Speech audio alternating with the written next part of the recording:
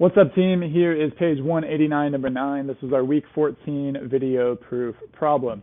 So I'm going to start, as always, I'm going to look at the picture, I'm going to try to figure all this stuff out, and then organize the thoughts, and we'll throw it in the two-column proof. So we have two triangles. It's given that we have triangle ABC and DEF. That seems like frivolous information, but remember the order of these statements matter. So A is associated with D, B is associated with E, and C is associated with F. And then we're given the fact that measure of angle 1 and 4 are congruent, so that means 1 and 4 are congruent, that's given.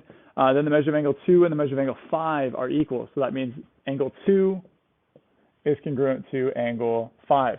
Our task is to prove that the measure of angle 3 and the measure of angle 6 are equal to each other, or that those two angles are congruent. Well, the way that we're going to attack this one is we recognize that there's two corresponding angles that are congruent between these two triangles, and we also know that the angles of a triangle always have to add up to 180 degrees. That's the triangle sum theorem. So this stuff plus this stuff plus this stuff must equal 180. Same is true with this stuff, and that stuff must also equal 180. The sums there must equal 180. So if we know that we have two common pieces to both of these puzzles, we need to show that that third piece is also a common piece, that they have the same exact angle measure.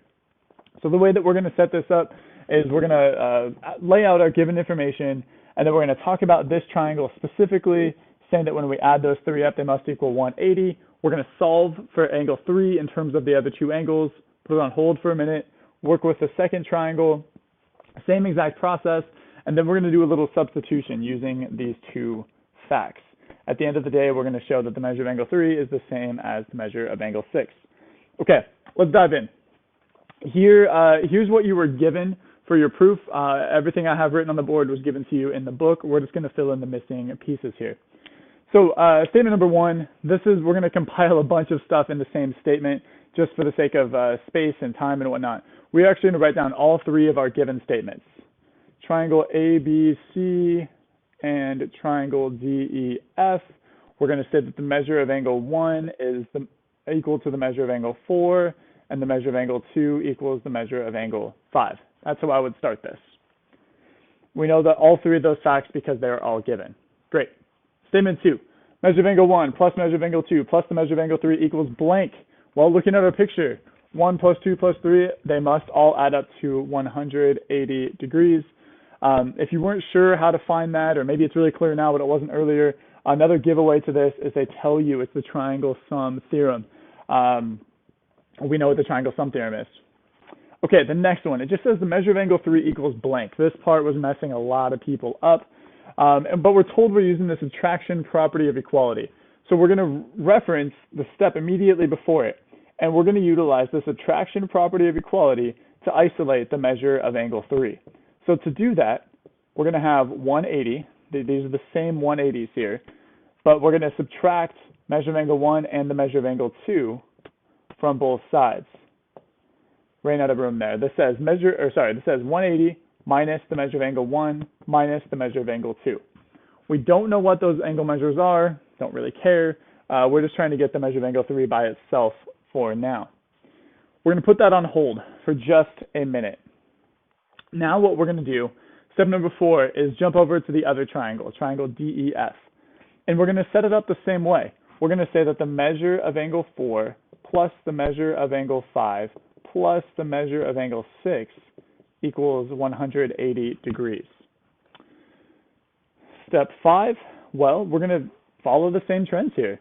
We're going to solve this thing for the measure of angle 6. So that's going to be 180 minus the measure of angle 4 minus the measure of angle 5. So in steps 3 and 5, we have isolated the measure of angle 3 and the measure of angle 6. Now what we're going to do is kind of combine those two ideas. We're going to combine those two facts, those things that we've discovered, that we've proven. We need to write down a reason for number 5. What we've done here is we've utilized the subtraction property of equality, because all we did is subtract the measure of angle 4 and 5 from both sides, going from step 4 to step 5. Okay, step 6, we're going to get our substitution on. So I'm going to write that in right now. Substitution.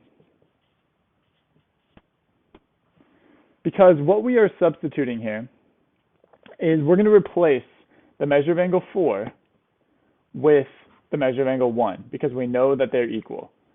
Then we're going to replace the measure of angle 5 with the measure of angle 2 because we know that those are equal as well. So it's going to be 180 minus the measure of angle 4 is the same as 1 minus the measure of angle and 5 is the same as 2. So we just did some substitution. We know that these two expressions, the expressions here written in red on the right-hand side are equivalent. We just did some substitution. Now, the kicker to this whole entire thing that opens this up for us. We need to look at the information we have for step 6, the information we have for step 3. Notice the right-hand sides are identical. 180 minus the measure of angle 1 minus the measure of angle 2, and the same is true for step number 3. So that means if the two right-hand sides are equivalent, the two left-hand sides must also be equivalent, meaning that the measure of angle 3 equals the measure of angle 6. And then again, for this one, we can say substitution, we can say transitive property. It's a little, it can go either way here. So I'm going to say transitive property.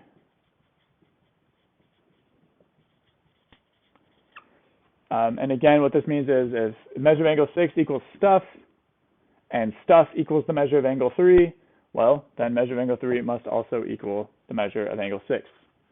So here you go, page 189, number 9, week 14 video problem. Let me know if you have questions.